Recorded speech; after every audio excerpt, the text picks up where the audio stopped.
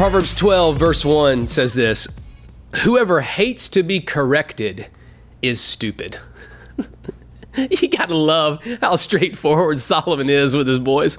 Now this is a question. You're by yourself. You're maybe on your couch or listening in the car, so nobody sees you. You can do it. I want you to raise your hand.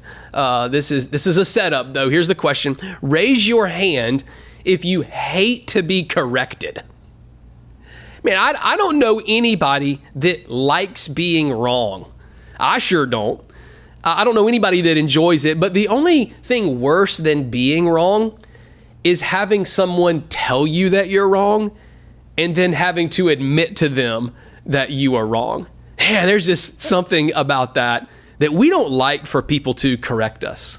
We don't like to be told that we're wrong. We don't like to be told that we need to change. We hate admitting that someone else was right and maybe you got the best of us in this one. But the Bible teaches that it's actually really good when you and I are corrected by other people. Now, why is that? Here's the deal. If you're not corrected, then you will continue to live your life on the wrong path. You'll continue to go in the opposite direction. And what's heartbreaking is this: some people would rather be miserable, hurting, broken, and going in the wrong direction than to have to admit that they were wrong. Pride simply gets in their way. That's what makes it so difficult to admit when you and I are wrong. Because in order to admit that you're wrong and receive correction from someone, it takes humility. And humility is hard to face, especially in the face of pride, in which so many people have. Verse 15, Solomon summarizes it like this: fools think their own way is right, but the wise listen to others. People that are willing to be corrected are willing to listen to others, even when it's something difficult to hear. But for the fools, they would rather be wrong than to be told they were wrong.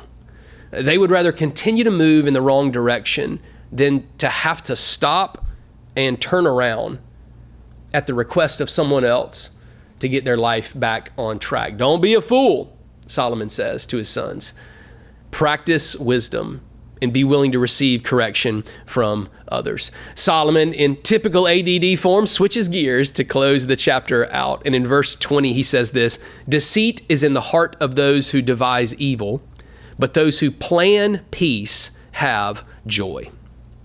In your life, Solomon introduces here to his sons a great desire for them to have a plan for the future.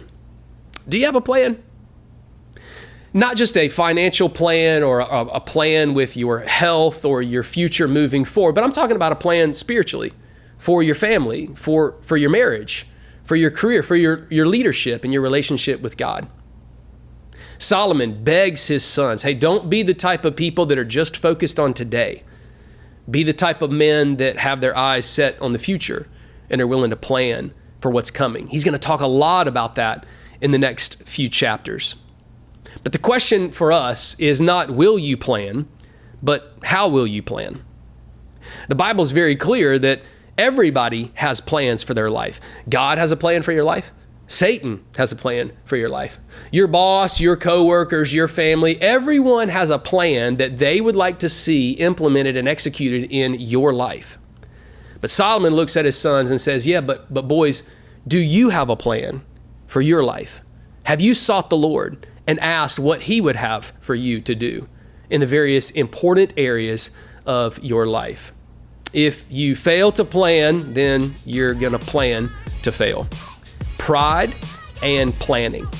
That is Proverbs chapter 12.